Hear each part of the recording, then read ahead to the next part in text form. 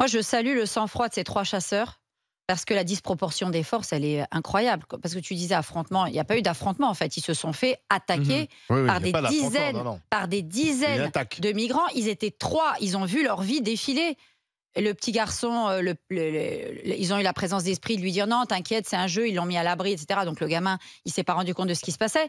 Mais le sang-froid de ces gens, ils sont armés en face, ils ont des gens à la machette, ils les ont vus de loin, égorger à main nue leurs canards, ils les ont enlevés des cages où étaient les canards, parce que c'est des canards qui servent Des à canards appeler appelants, comme on des dit. Ouais. canards appelants, et ils leur ont arraché la tête. Non mais jusqu'où on va aller? Donc le niveau de violence et de menace qu'ont subi ces 3 hommes face à des gens déchaînés en face à coups de machette, ça va très, très, très, très mal finir. Maintenant, je ne sais pas.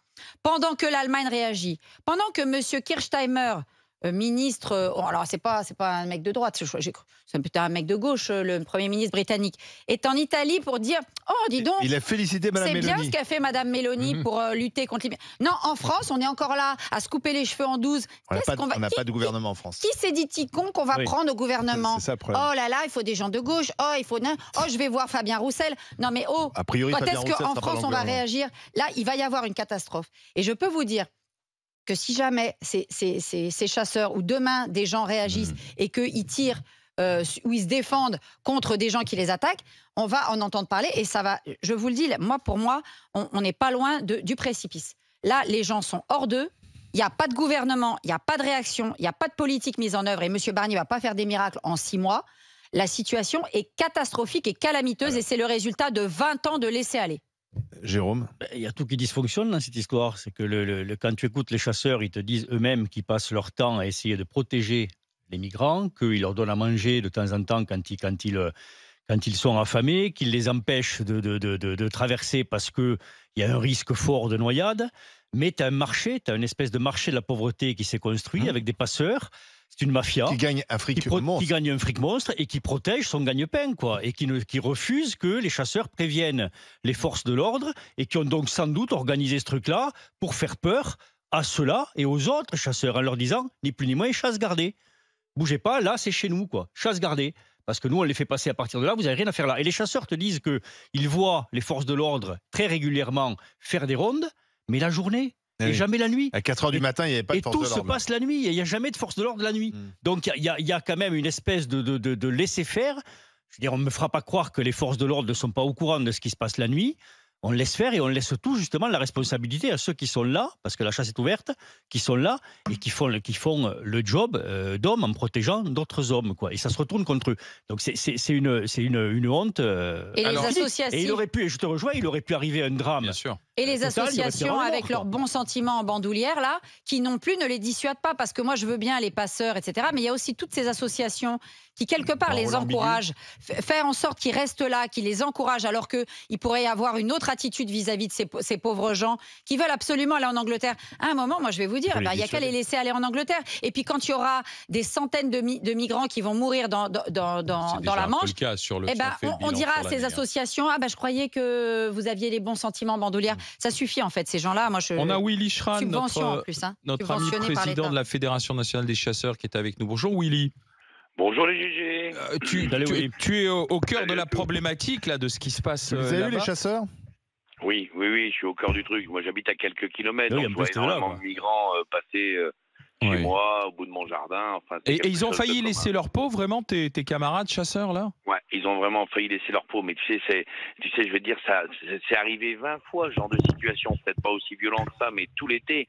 Ça dure tous les ans, c'est tout le temps, tout le temps, tout le temps. Voilà, j'ai écouté ce que vous étiez en train de raconter, vous aviez tous raison. Mais pourquoi On ces a migrants aujourd'hui- s'en sont pris précisément à ces 3 chasseurs?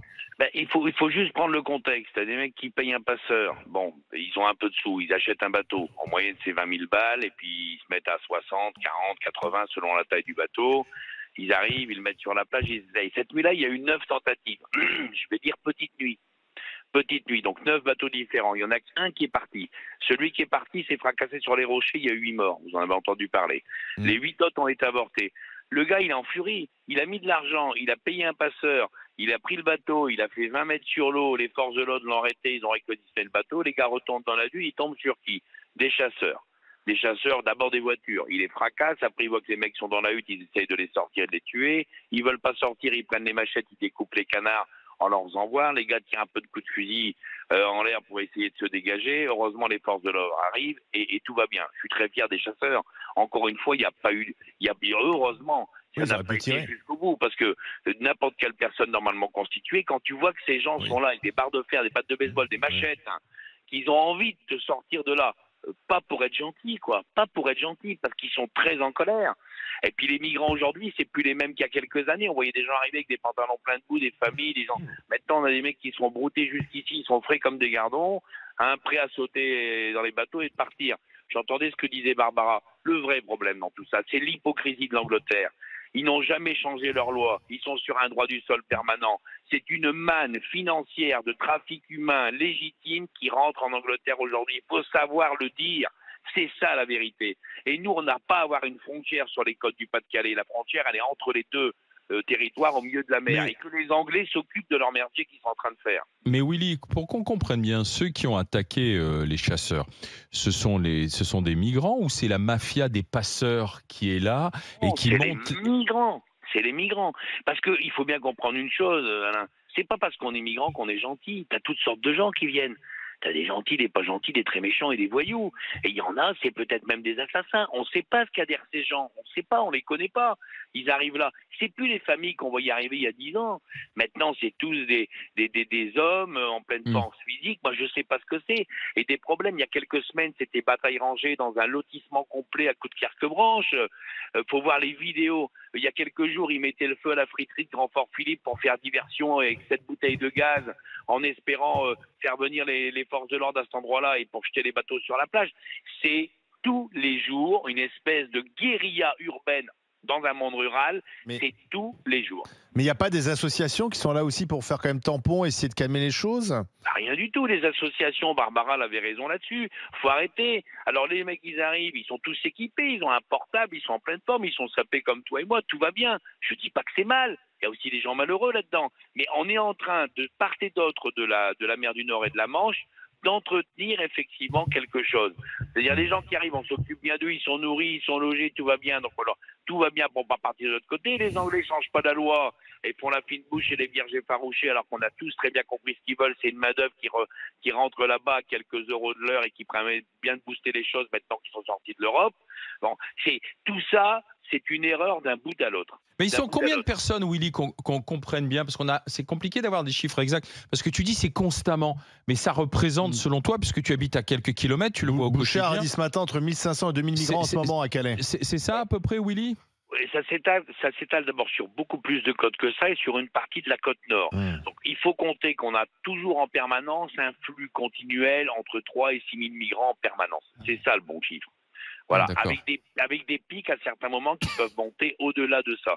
Bon, alors il y a un moment, qu'est-ce que tu veux? Ils tournent en rond, ils veulent passer, ils n'arrivent pas à passer, ils deviennent méchants. Ouais. Après, je pense quand même que si ces heurts et cette menace permanente sur la population se déroulaient au Touquet, ce serait pas pareil qu'à Calais. C'est pas la même population. C'est-à-dire que quand c'est, excusez-moi, les bourgeois, les grands bourges du Touquet, alors là, tout d'un coup, il y aurait, à mon avis, beaucoup plus de forces de l'ordre, mais les pauvres gens de Calais, le Français de base qui bosse, qui se lève le matin, ou qui lui-même est dans la difficulté, avec des taux de chômage assez importants à Calais, oh ben là, on n'en a rien à faire. Parce que là, ça n'intéresse pas M. Mélenchon, mais ça n'intéresse pas non plus nos autorités politiques. C'est une évidence, oui.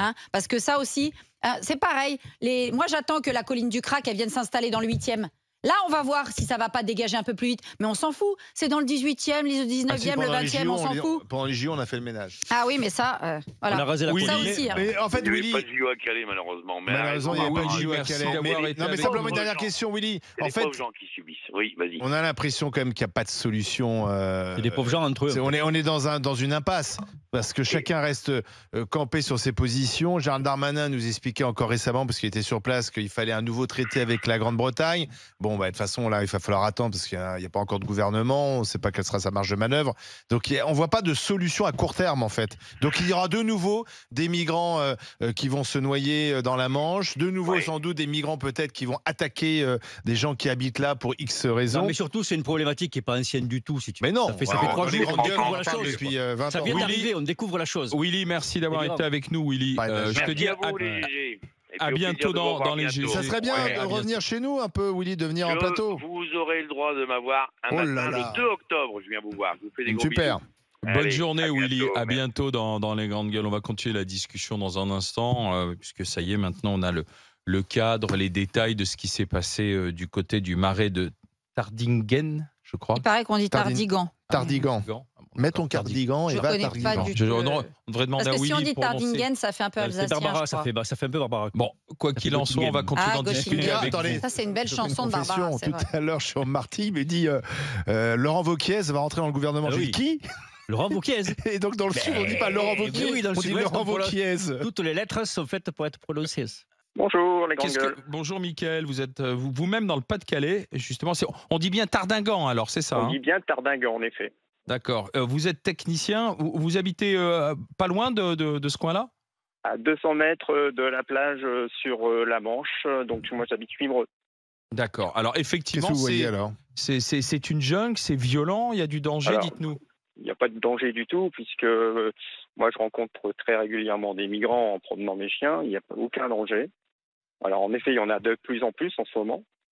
Et ils naviguent par ethnie en fait, donc il y a toutes les ethnies qui arrivent, mais il n'y a pas de trop de disputes, il n'y a pas de méfaits qui sont commis dans la commune.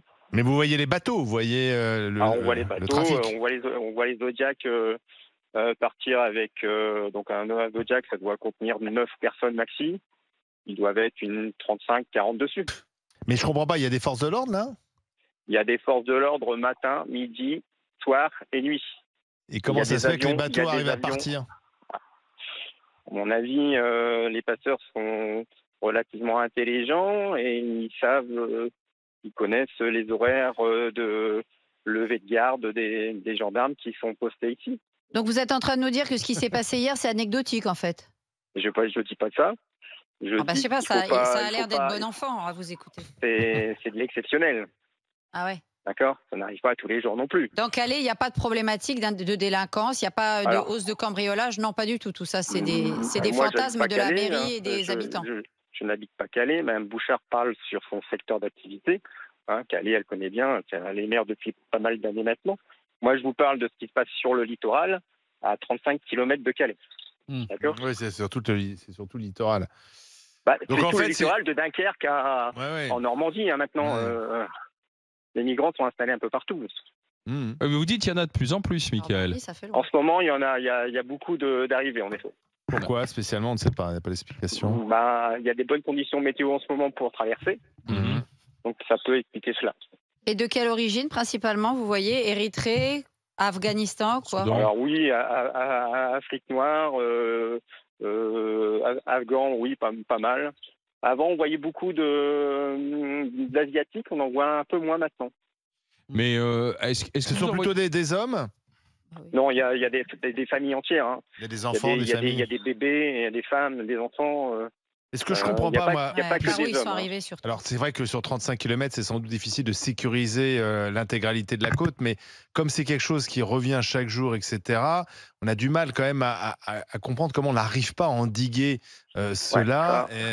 C'est quand même. À mon avis, c'est très très bien organisé. Hein. Vous savez, moi, la nuit, mieux organisé je- que les forces de l'ordre, alors, si je comprends je bien. dors pas tellement l'avion passe au-dessus des côtes, au-dessus des maisons, Ouais.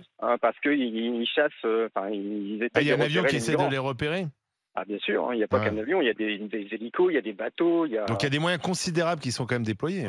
Ouais, tout Mais à la fait. question, enfin, me semble-t-il, ces migrants qui souvent ont derrière eux des mois et des mois d'errance, Oui. ils n'ont pas été parachutés à Calais. Non. Pour arriver jusqu'à Calais, ils ont traversé toute la Bien France. sûr, Donc bien la sûr. question l'Europe. est là, comment se fait-il qu'ils puissent traverser toute la France et puis arriver comme ça par Parce qu'il y a pas de milliers, contrôle. parce qu'il n'y a aucun contrôle nulle part. Donc le problème, il est toujours le même. Il n'y a pas de contrôle aux frontières de l'Europe, il n'y a pas de contrôle aux frontières de la France. En France, tu te balades n'importe comment avec des femmes et des enfants dont on voit, excusez-moi, dans les rues, que ce soit dans les rues des grandes villes ou même maintenant dans les zones périurbaines, que ce sont des enfants qui ne sont pas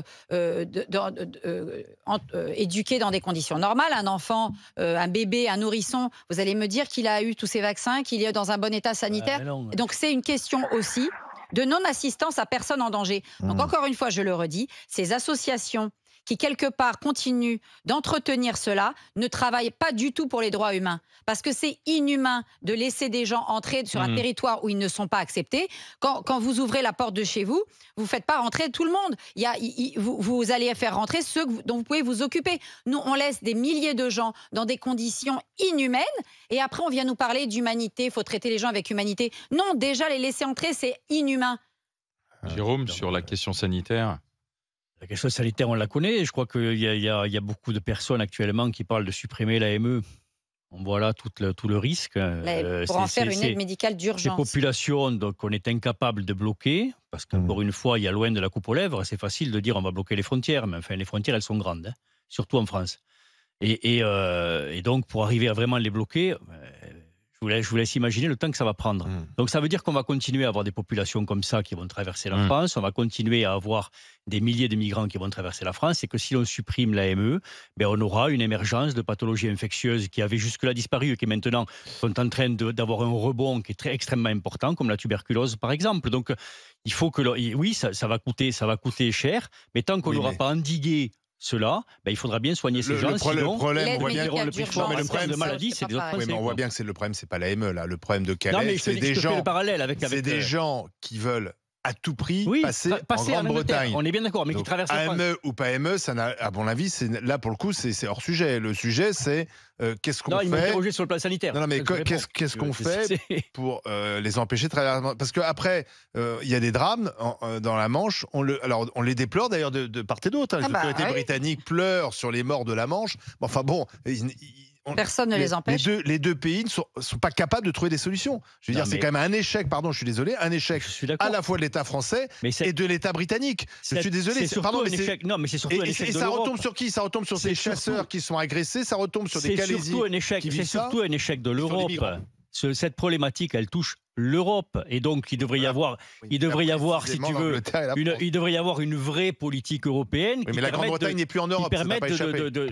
Non, mais évidemment, mais c'est la Grande-Bretagne, c'est le but. Oui, d'accord, mais comme ils sont plus dans l'Europe, c'est plus donc compliqué. Avant, ils traversent l'Europe. Donc avant de diviser et de dire chacun fait la sienne, on devrait au contraire se regrouper, avoir une vraie politique d'immigration au niveau européen. Je remercie Mickaël d'avoir été avec nous. Merci Mickaël, bonne journée. Et on va prendre bonne journée Mickaël. Alexandre qui vit à Calais, qui est responsable de production. Bonjour Alexandre. Bonjour Alain, bonjour les grandes gueules, bonjour à la France. Bonjour. Alors, qu'est-ce que vous en dites, Alexandre, effectivement, de ce qui s'est passé avec les chasseurs? Est-ce que ça vous étonne, ça vous étonne pas? C'est très rare, dites-moi. Moi, ce que j'en pense, c'est que les mecs sont hyper courageux et franchement, ils ont gardé un sang-froid de fou. Faut le faire, ce qu'ils ont fait. Oui. Faut le vivre. Nous, sur Calais, pour info, on les voit encore récemment sur la digue royale, sur plein de choses que Madame le maire a fait pour les Calaisiens, parce qu'elle a investi quand même pas mal de choses. Elle veut redynamiser le territoire au niveau de Calais même. Bon, on subit quand même la pression migratoire, même si elle est moindre qu'en 2015, parce qu'en 2015, on avait quand même la jungle qui était là. Bon, moi, j'ai participé en tant que paysagiste à enfermer Calais avec des kilomètres et des kilomètres de haies. Là, on va se reprendre 20 kilomètres de clôture qui vont dénaturer encore une fois Calais. Quand on rentre sur les abords de l'autoroute, ils vont fermer encore une fois la zone Transmarc. C'est vrai qu'on n'ose plus se balader le soir ou en fin de journée sur les dunes du Pas-de-Calais. Ils sortent la nuit parce que ils ont des possibilités de pouvoir passer. Nous, sur Calais, on le voit aussi indirectement. Ils viennent sur les points morts dans les interstices, les endroits. On les voit des fois en camion bâché. Ils sont dedans. Ils sont déposés par des gars. Ils viennent par une trentaine dedans. En camion, ils arrivent en camion. Des fois en camion bâché. Vous le voyez, c'est des transporteurs. C'est des pays de l'Est qui les déposent. Donc en fait, comme dit Barbara, ils viennent des pays de l'Est. Ils arrivent sur la côte et n'ont pas été contrôlés. Non, pas forcément. Ils sont déjà sur le territoire européen. Des fois, il y a du cabotage aussi. Donc, il doit y avoir une traite là-dessus. Il n'y a personne qui s'intéresse réellement au dossier parce que ça ne les concerne pas. C'est pas à Paris, c'est à Calais. Calais perd en attractivité, c'est pas grave. On perd des habitants, c'est pas grave. Nous, on le subit, les Calaisiens le subissent. Madame Bouchard. C'est pas grave. Madame Bouchard, elle essaie de se démerder comme elle peut. On essaie de se trouver des solutions. Mais elle est toute seule. Et elle veut faire quoi toute seule? C'est pas elle qui a le régalien. C'est Non, l'État. non, non, non. Moi, s'il faut un C'est jour l'État, mais venir à c'est une Paris, là, les responsabilité de l'État, Calaisiens ouais. commencent à en avoir un peu plein le cul, excusez le mémo, hein. Mais franchement, un plein le cul depuis 2015. Ben, la situation, elle a été transformée parce que maintenant, ben, les migrants, quand ils font des petits camps à droite à gauche, les CRS arrivent, ils détruisent les camps. Les pauvres gars, on les voit, ils sont dans la rue, ils errent un peu partout. Humainement, on se met un rideau devant les yeux. Nous, les Calaisiens, je vais vous dire, on a une résilience de malade. Parce que de subir ça depuis des années, on voit un État comme tout le monde, nous, on paye nos cotisations, on paye nos impôts et tout, et on subit ça. Enfin, on commence à avoir plein le cul. On les paye, ces gens, pour nous trouver des solutions depuis des années. Il n'y a pas de solution. Enfin, à un moment, Et vous avez la sensation d'être abandonné complètement. Ben, nous, la solution, c'est simple, c'est de ne pas les laisser rentrer, ces pauvres gars. Putain, mais ils aillent dans leur pays construire leur pays. Nous, on leur demande rien. Qu'est-ce qu'ils viennent foutre ici à Calais? Bah, ils veulent pas être à Calais, ils veulent être en l'autre côté, c'est ça. Oui, ils veulent passer en Angleterre. en Dans tous Bretagne. les cas, on voit que c'est une situation qui se Le dégrade. problème de Calais, c'est de se trouver. Bonjour sur- au Didier milieu du Giraud. chemin, quoi. Salut à tous, me voici arrivé. Moi, mon cher Didier, heureux de t'avoir avec nous. Merci à Alexandre d'avoir été dans les GG, dans les grandes gueules. D'autant que tous Mot ces de la Afghans, ces hommes afghans qui quittent l'Afghanistan, je ne suis pas sûr qu'ils fuient les talibans. Ceux qui pourraient fuir les talibans, c'est surtout les femmes afghanes, et ils laissent les femmes afghanes derrière eux. Donc tous ces jeunes Afghans, par ailleurs, excusez-moi, on le voit bien qu'il peut y avoir aussi quelques problèmes d'incompatibilité culturelle. Alors je sais, c'est pas gentil de le dire, mais c'est la vérité. Donc à un moment donné, il va falloir regarder en face. Il y a des gens qui arrivent en Europe pour des motifs qui cherchent une nouvelle vie économique, ouais. mais derrière, il va y avoir une conflictualité culturelle, et cette conflictualité culturelle, les Anglais l'éprouvent aussi. Apparemment, ils sont beaucoup plus tolérants. On l'a vu, les manifestations de délire complet qu'on a vues dans Londres. Voilà, bah, eux, ça les dérange pas apparemment de se tamponner des fanatiques religieux. Mais non, apparemment. Ouais, mais voilà. pourquoi, enfin, moi, j'ai jamais compris pourquoi c'était aux Français de gérer ça. Hein. Moi, j'ai un copain paysan à l'entrée du tunnel. Hein, des dégradations, des vols, ils en ont tous les jours. Et j'ai jamais compris pourquoi c'est l'État français qui gérait ça, quoi. On m'explique. Enfin, j'ai déjà eu des politiques où je leur ai demandé qu'est-ce qu'on fait. On m'explique que l'État anglais paye, mais à un moment donné, c'est quand même pas à l'État français de gérer ça. Ils veulent aller en Angleterre. On affrète un ferry et hop, tout le monde de l'autre côté. Puis ils se débrouillent après les Anglais.